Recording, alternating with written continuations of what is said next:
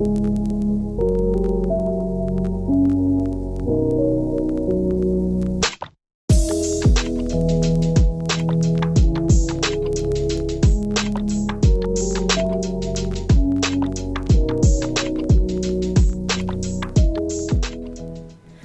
out there and welcome to DryerDays Art Studio. I'm Catherine. Thank you so much for being here today. Well, in this video, I'm going to be working on this white, black, and gold tray. And I want to make this video because I'm actually going to be using a slightly flawed mold, which you can get right now in my store.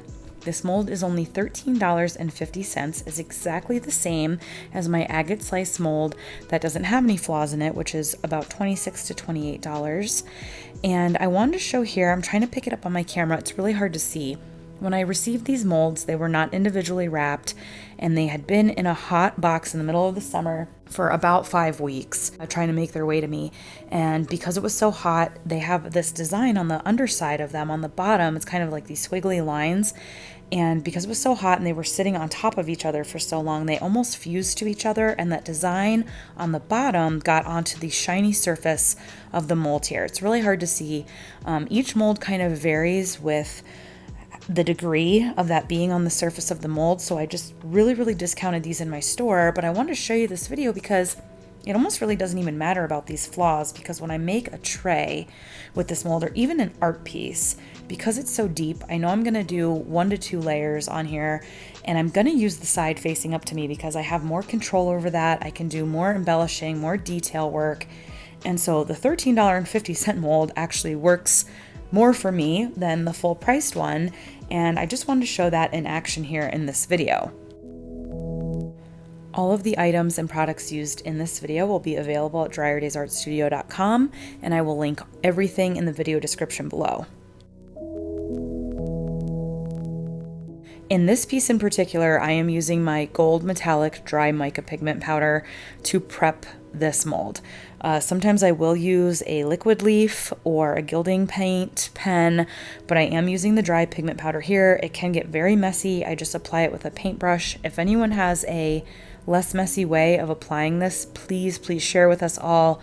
But what I like about the pigment powder is that it doesn't come off when you demold. If you use a gilding paint or a paint marker, it'll still scuff, so you still kind of need to do a flood coat or some kind of sealer on there. But with the pigment powder, it seals right to the resin, and when you demold, it's like adhered to your piece. It's like a part of the piece, and it won't scuff off. So I'm going to be using Total Boat's tabletop resin for this piece. It's a little bit more durable, a little bit more heat resistant. Really love the Total Boat resin. I actually have a discount code with them if you want to check that out in the description. It'll get you 15% off of your resin with them. Really excellent stuff. It's a nice thin resin, very little bubbles. And here I just mixed this with my white matte pigment and doing just a really full coverage layer here, getting as much out of my cup as I can.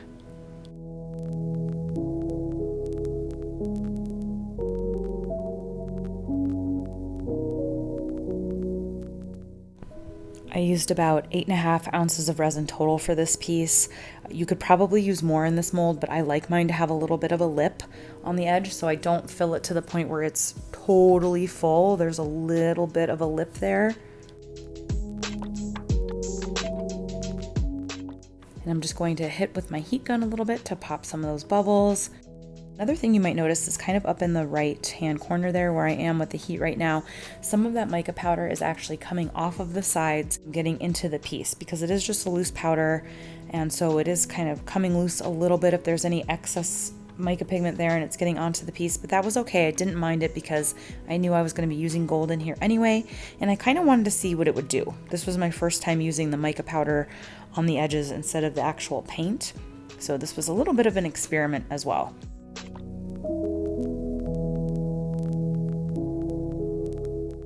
And now I'm going to use my black matte pigment, and I'm just going to start kind of ribboning it around the piece. With the matte pigments, I do add a little bit to my cup first and kind of break it up with my popsicle stick, and then I will spray in. You can see my spray bottle right there. That has rubbing alcohol in it, and I will spray that into my cup, and again come in with the popsicle stick and really make that matte pigment almost like a paste, and then add the resin to it. This just helps break up that pigment because the matte pigments are very, very heavy. They can kind of stay clumped together and you could get little balls or chunks of the pigment in your piece if you don't kind of break it up first. And I also like adding the rubbing alcohol to it because it can give us some effects too when added to the resin. So as you can see here, I've kind of started a little pattern with the black, and I'm just going to keep following and going over this and over this again to kind of keep that shape a little bit in there as much as I can.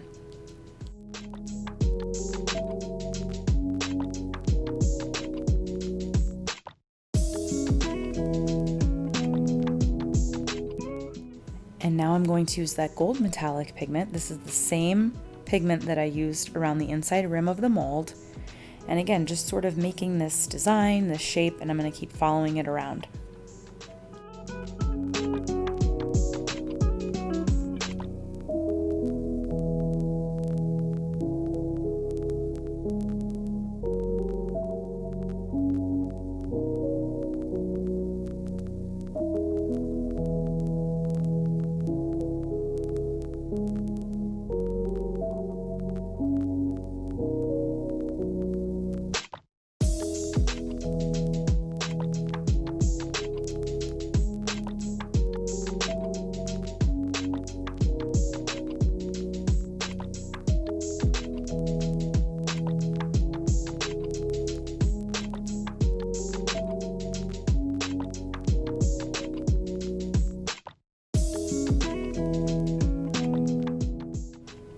And just showing a time lapse here, I knew I wanted this to be a very simple, elegant looking piece, so I really only kept with those 3 products, the matte white, the black matte, and the metallic gold. As you can see, I have some glitter and stuff there to the sides, but I opted not to use it.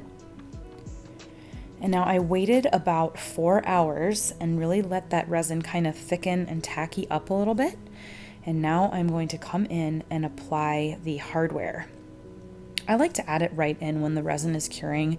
I know some people drill holes after, which you can. The hardware does come with screws, so you can definitely drill holes and put them in after. I just kind of eyeball it here. As you can see, I'm kind of hovering. And I'll put one in first, and then off of that, I'll put the other one in.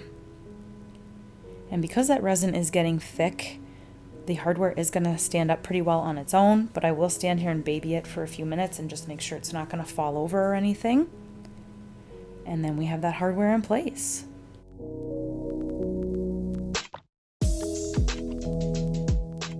Favorite things about fluid art, any kind of fluid art, is that as it's moving around and setting up, you can see you just get a very different looking piece. And it's so hard to recreate pieces. I have people ask all the time if I can make another piece just like a previous one, and I say I can try my best. I can use the same colors, but no 2 pieces ever going to be the same. And I love that about resin art. I really do. And this took on a life of its own and really moved and celled up and made lacing, and I just think it's very, very, very elegant and beautiful. And here, the fun part, demolding, and I'm kind of looking to see how that edge did with the pigment powder on there. And this resin, I will say too, was still a little bit flexible, so I'm being very careful here as I'm demolding this. I actually waited about 24 hours, and it's still kind of moving around. So see, I'm kind of pressing. I didn't want to morph or move the shape too much as I demolded this.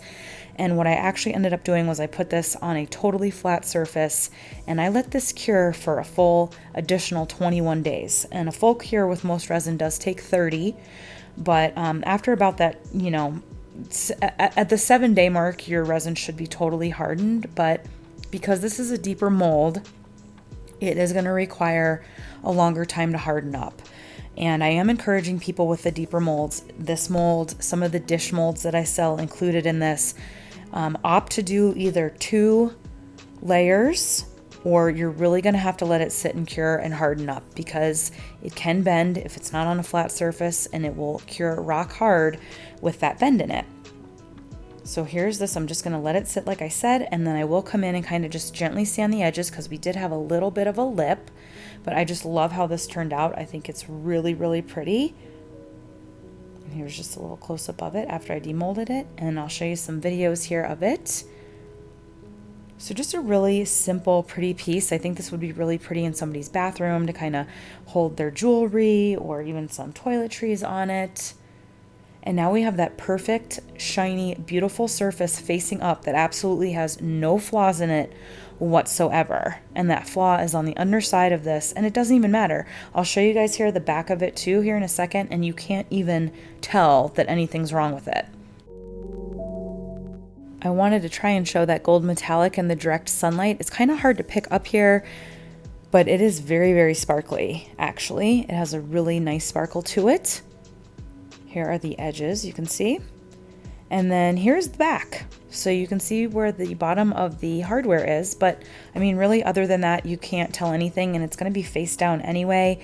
And I really couldn't even spot where those flaws were anyway. So if you wanna get one of these molds for only $13.50, head over to DryerDaysArtStudio.com. The link will be in the description below. Come find me on Instagram at DryerDays. I really hope you guys enjoyed this video. This was so simple and easy to make, and look at how pretty it is. Thank you all so much. I hope you're staying well out there. And until next time, everybody, keep on pouring.